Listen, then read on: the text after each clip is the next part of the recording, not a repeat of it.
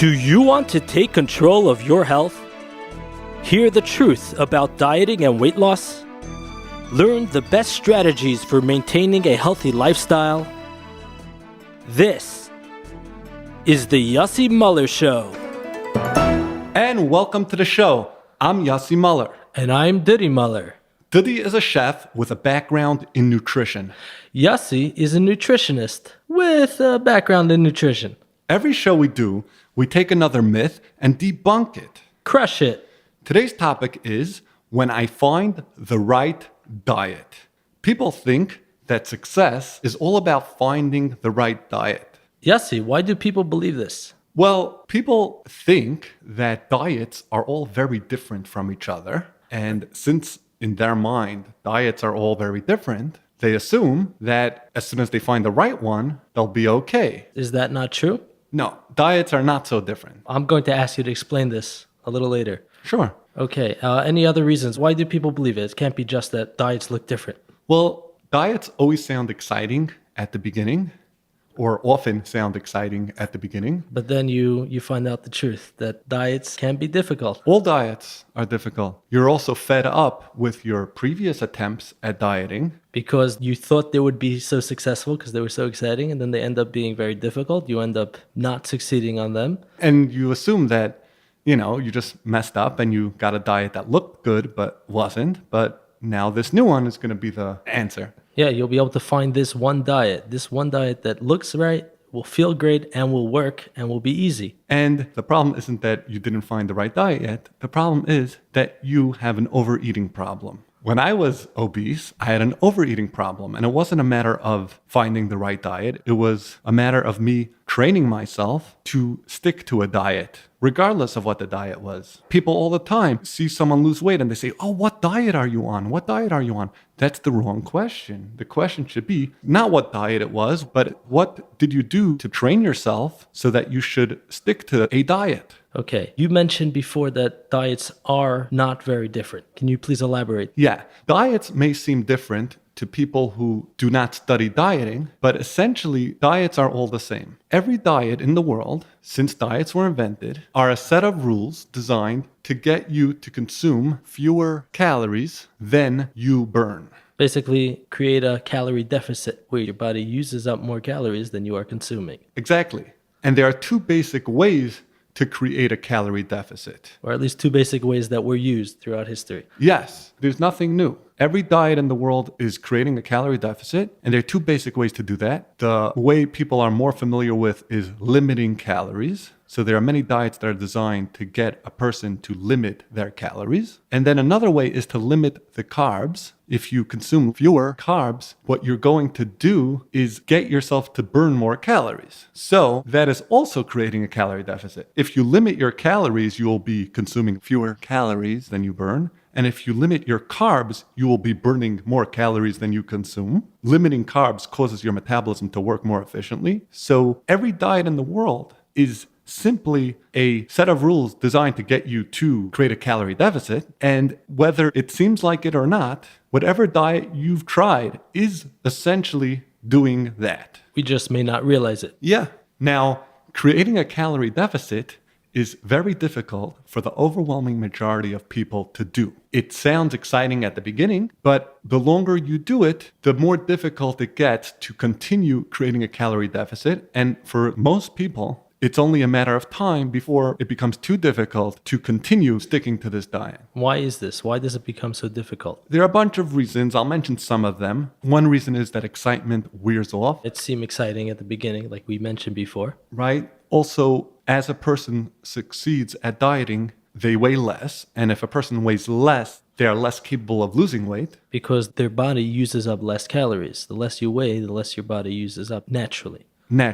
So therefore, it's less exciting as the diet progresses because you could be following your diet and not see the same results. The longer you're on a diet and the more weight you lose, the less weight you will be able to lose from following the same diet. And that's deflating. It's not so exciting to be putting in a lot of work and barely losing weight. Also, the less you weigh, the less upset you are about your weight. Oh, wow. So for a lot of people, they kind of let their guard down a little bit. And one thing leads to another, and before you know it, they're back to their old eating habits. The main point is that following a diet is a set of rules designed to get you to create a calorie deficit, to burn more calories than you're consuming. And it doesn't work for the overwhelming majority of people. They will not be able to do it for a variety of reasons, and not every reason applies to everyone. But these are common reasons why. But the fundamental cause of all these problems is the fact that you're not ready to commit and keep to a diet and stick to the diet. A lot of times I go to a supermarket, a certain supermarket. So I meet people who are trying to lose weight, and these people are usually very excited. And the reason why they're excited is because of this lie that they tell themselves, that this diet that they're about to start is the answer. So I'm walking down one aisle and I meet someone who says, last time I did Atkins, but now I'm doing Weight Watchers. And I'm so excited about Weight Watchers because you don't understand. I could eat whatever I want on Weight Watchers. I could eat pizza. I just have to count the number. It's so simple. It's amazing. And he's super excited. Oh, wow. And then what happens? Then I turn the corner and I go into the next aisle and I see another person who is super excited about his diet. He was previously on Weight Watchers and now he's excited to go on Atkins because you don't understand. Atkins, you can eat as much as you want. It's true that I can't eat chocolate and pizza, but anyway, it's not good to eat chocolate and pizza. Right, but I could eat meat. I could eat meat. I love protein. Atkins, it's amazing. And then I know that when I go 3 months later to that same supermarket, should I bump into the same people, they'll be telling me about how their diet that they went on is not working. And now they're excited for the next diet. Which unfortunately is going to be another variation of Weight Watchers or Atkins because every single diet in the world is the same. Too many people are looking for the next great diet as opposed to the last diet. If you look closely, or if you get an education, you'll see that every single diet is based on limiting calories or limiting carbs or some type of combination. Weight Watchers is famous for creating a set of rules to get you to consume fewer calories. Atkins is famous for creating a set of rules to get you to consume fewer carbs. Much less carbs. The Weight Watchers also gives a high amount of points to carb foods in general. Sure. They're also kind of limiting carbs as and well. That's only recently. And that's because Weight Watchers is shifting a little bit towards the limiting carbs. They don't want to be strictly limiting calories.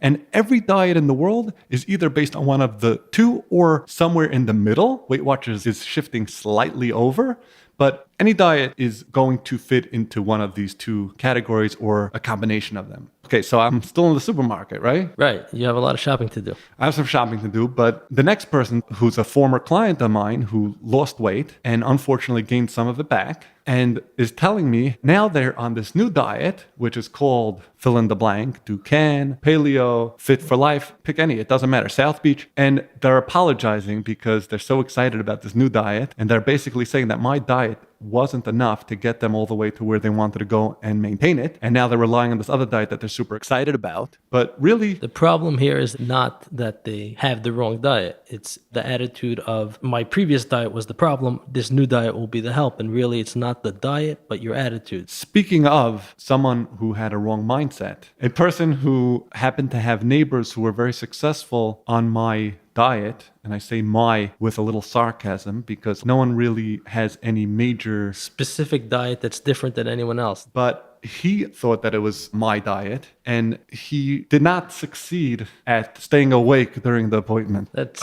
a very, I don't even know what to say about that or to that. So his wife and himself showed up, and he was so excited because two of his neighbors were successful working with me, and he didn't feel the need to follow my diet, even listen to the diet, or even be awake during the conversation.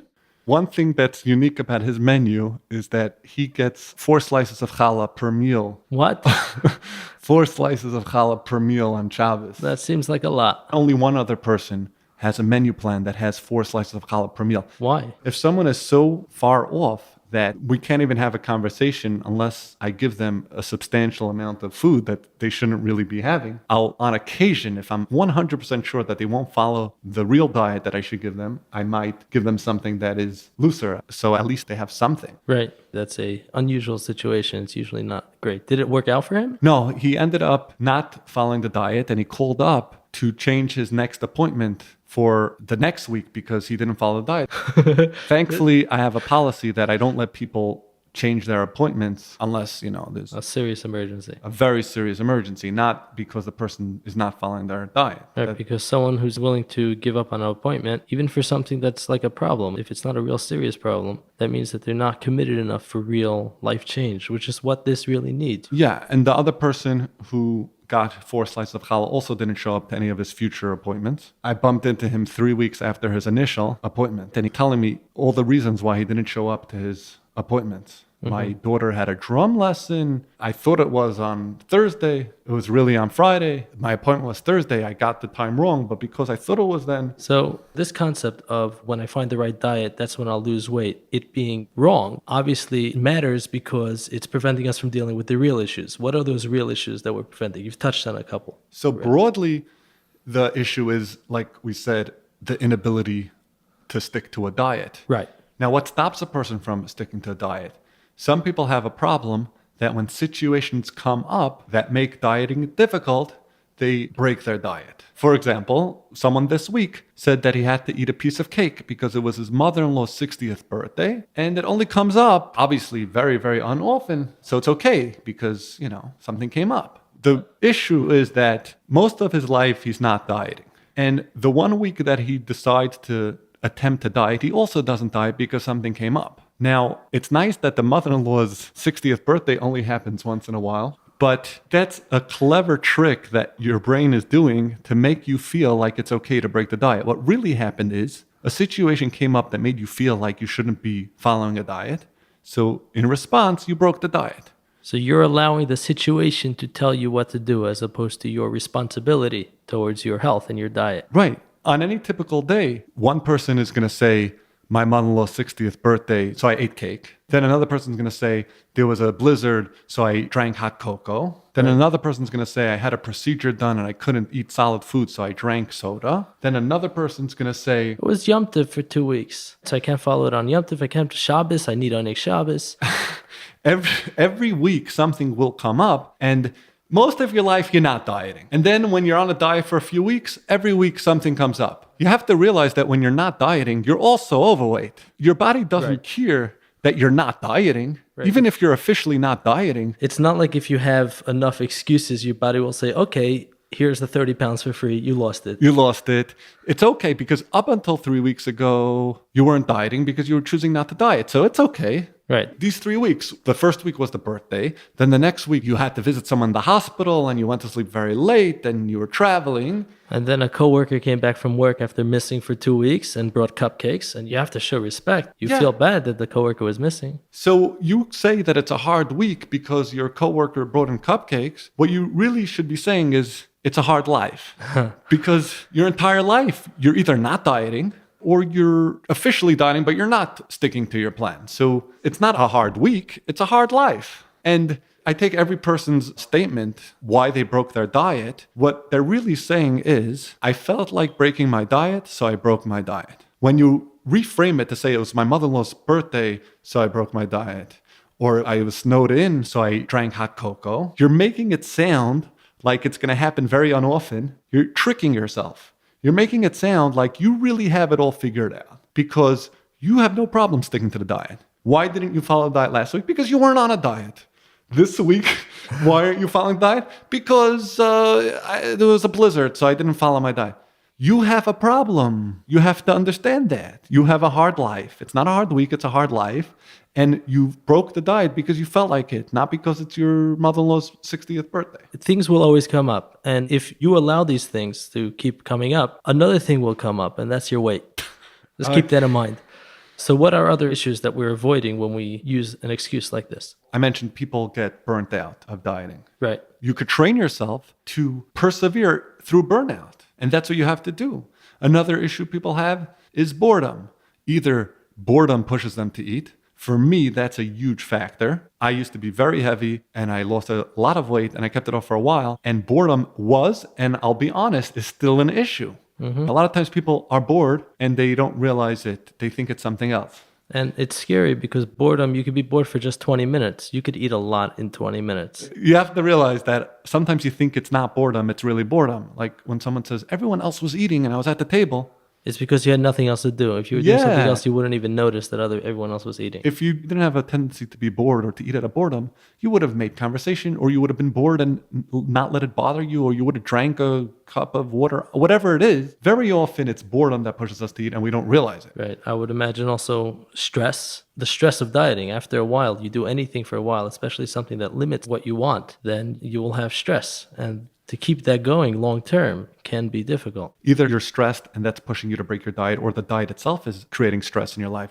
People have an issue with rationalization. People tend to rationalize and make excuses to themselves why it's okay to break their diet. And unless they fix that problem, unless they no longer rationalize, they will never succeed, because they can always start rationalizing why it's okay to break their diet. They could say, I'll just have one, or I'll start my diet tomorrow, or it's wasting food if I don't eat it, or the one that you mentioned before, the person who brought cupcakes, and it's disrespectful if I don't have the cupcakes. So rationalization is when we tell ourselves reasons why it's okay to break our diet. That's the voice in our head. And then there's the voice outside of our head, the voice of enablers. Enablers. Enablers. Yes. The people, our family and friends, who they give us reasons to break our diet. No, eat. It's good for you. You didn't eat all day. You have to eat this. You don't look so good. Eat this, please. It's good. I just made it. Yeah, or this is not gonna kill you. I used coconut oil in these cookies. Oh, coconut oil. That's the most recent fad. Another issue that prevents people from sticking to a plan is that they have an issue with accountability. They aren't accountable to their diet. They're not checked in with whether they're following the diet or not, the extent that they're following their diet. They're not checked in with what they weigh. If they think they didn't do well that week, they simply won't go on the scale. Or if they didn't do well, like you mentioned, I won't go to the nutritionist this week. I'll go next week. I'll go next week. I'll start my diet next week. You have to be accountable to the diet. Duddy, what are common issues that you've either experienced or you've seen? Well, any excuse, once you have a diet that you're not doing well on and you're stopping because like you're using this excuse, when I find the right diet, this diet I'm doing right now isn't good, you broke the diet. So now you feel bad. This logic that there is a right diet out there waiting for you will prevent you from pushing yourself to get back on the diet. That's deep, and I agree. And then finally, we'll give one more example of something that prevents people from sticking to the diet, is that they're missing information. Now, this doesn't resonate with so many people. So what do you mean by missing information? People think that they know what there is to know, and the reason why they don't succeed at dieting is because they don't have self-control. Now, you certainly do not have self-control, but that is not the only issue you have. You're missing information. What do I mean by information? What do you mean? I know donuts are bad for me and celery is good. What are you going to tell me? So you're not talking about technical information that's just the basic idea, donuts are bad. Rather, you're talking information that is practical. Exactly. An example would be someone says, I know how to climb Mount Everest. You start climbing and you continue climbing until you get to the top. Wow, that's impressive. Or not, because everyone knows that. No one's saying if you keep on climbing till the top, you won't reach the top. What we're saying is, how do you do that? What type of training do you need to be able to keep climbing? So real practical information. People know I shouldn't be eating donuts. I shouldn't be eating sugary drinks. But they don't know how to get themselves to stop eating those things. I love the way you said that. Information, and listening to this show is going to help you with that. Information on how to stop breaking your diet, how to successfully stick to a plan. When someone tells me, when I find the right diet, I'll be able to lose weight. This is what I want to tell them. Let me ask you a question. Mr. When I find the right diet, I'll be able to lose weight. How will you know when you find this right diet? Obviously, you have to keep trying diets. Right, because if you didn't Try diets, how do you know that you don't have a right diet? If you never tried to diet, maybe... Right. You obviously must have tried a bunch of diets. Right. It is also obvious that you can't just try each diet for 2 days. Oh, 2 days and I'm still obese. Right. That's not how it works. What's 2 days supposed to do? So, how do you know there even is a right diet? When and how did you become an expert at dieting? If you haven't tried many diets, then you don't have the experience to know if there is a right diet out there waiting for you. And if you have tried many diets, you're not an expert at dieting any more than someone who has taken 6 driving tests is an expert at driving. What you are an expert at is failure. Ouch. What your experience is telling you, if anything, Mr. When I Find the Right Diet, is that there might not actually be a right diet for you. How can you rely on this right diet, quote unquote, when all indications show that it does not exist? Wow. But I have good news. Oh. There is a right diet for you, as we've alluded to before. What? But you just said that. I know, relax. Here's what I mean. There is no specific diet that is right for anyone. It is not the details of a diet that makes it right. It is the attitude with which you approach it. If you are committed with the right attitude, which is not making excuses like when I find the right diet, then I'll lose weight, you will succeed. Any sensible diet is the right diet if you follow it. There's a famous story of a guy who asked someone, "Oh, you lost 50 pounds. How did you do it?" I know the story. Yeah, I've heard this a million times. How did he lose the weight? What was the diet? And this person went on many diets. He tried many diets. He says, "So which diet ended up working?" He said, "The one I kept to." That's it. So what you need to know is that it's not the diet, it's the person who's attempting to follow the diet. So it's not when I find the right diet, but when the diet finds the right person. Therefore, what did he just say? That there's good news. You can do it. Definitely. There is hope. There is hope. Don't look for excuses why a diet isn't working for you. Look for how you are not putting in the effort towards the diet and towards your goal of a healthy weight. And become a person who could succeed at the diet that you're about to try and who could succeed at any diet, because you could become that person. Yes, you can. So that takes us to the end of this episode. Thank you for listening. We hope you join us next time.